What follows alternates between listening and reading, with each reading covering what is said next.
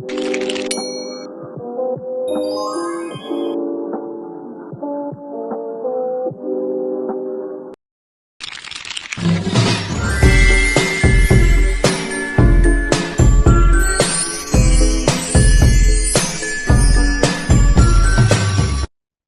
warahmatullahi wabarakatuh. Sebelumnya perkenalkan, saya Syafina Tunaja Simanjunta dengan NPM 21082602265. Baik, di sini saya akan menjelaskan tugas presentasi mind map saya di blok CMH dengan judul fungsi komponen darah dan jalur limfatik. Pertama, di sini saya akan menjelaskan mengenai sedikit mengenai apa sih darah itu. Darah itu merupakan jaringan cair yang beredar di dalam sistem sirkulasi yang berfungsi utama sebagai alat transportasi dan penjaga keseimbangan tubuh. Darah itu tersusun atas plasma darah dan elemen seluler. Selanjutnya ini ada komponen darah,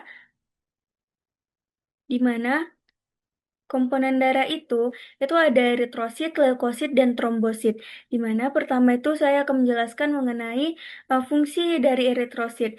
Yang pertama itu fungsi eritrosit itu untuk mengangkut oksigen dari paru ke jaringan melalui hemoglobin, mengembalikan karbon dioksida ke paru untuk dikeluarkan, menjaga keseimbangan asam basa dalam darah. Memiliki nilai normal berbeda antara perempuan dan laki-laki. Pada laki-laki nilai normalnya itu 4,5 sampai 5,9 juta. Sedangkan pada perempuan 4,1 sampai 5,1 juta.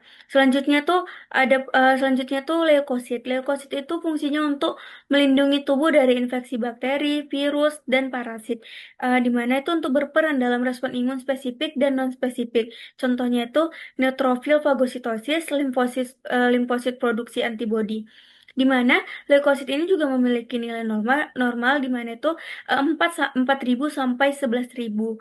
Untuk fungsi dan peran trombosit itu untuk menghentikan pendarahan dengan bentuk sumbatan platelet, memicu proses koagulasi untuk pembekuan darah dan memperbaiki kerusakan pada dinding pembuluh darah.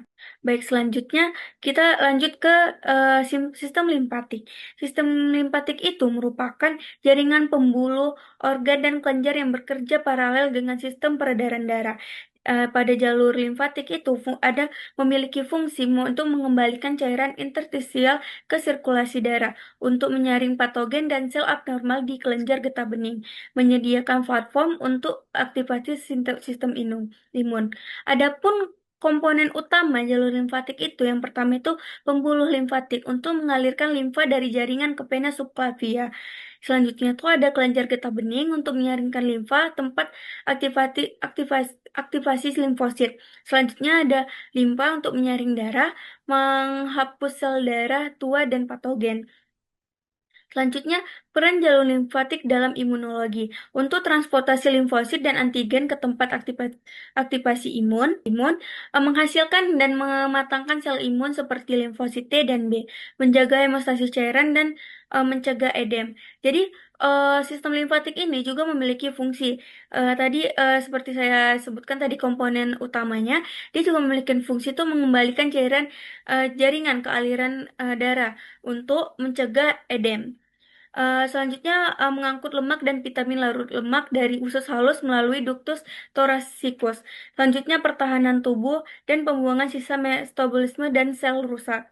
Selanjutnya integrasi fungsi darah dan jalur limfatik, di mana interaksi komponen darah dalam sistem limfatik itu sel darah putih itu beredar di limfa dan darah untuk respon imun. Cairan ekstraseluler itu yang menjadi limfa diangkut kembali ke sirkulasi, di mana proses koagulasi juga dipengaruhi oleh faktor dalam darah dan limfa. Selanjutnya itu persyaratan fisiologis dan klinis, di mana keseimbangan volume cair dan sel itu penting untuk fungsi jaringan. Gangguan limfatik dapat menyebabkan limfadema dan infeksi kronis. Jadi, evaluasi laboratorium darah dan limfa penting untuk diagnosis penyakit. Selanjutnya, ini referensi yang saya gunakan untuk menyusun mind map saya. Lebih dan kurangnya saya mohon maaf. Wassalamualaikum warahmatullahi wabarakatuh.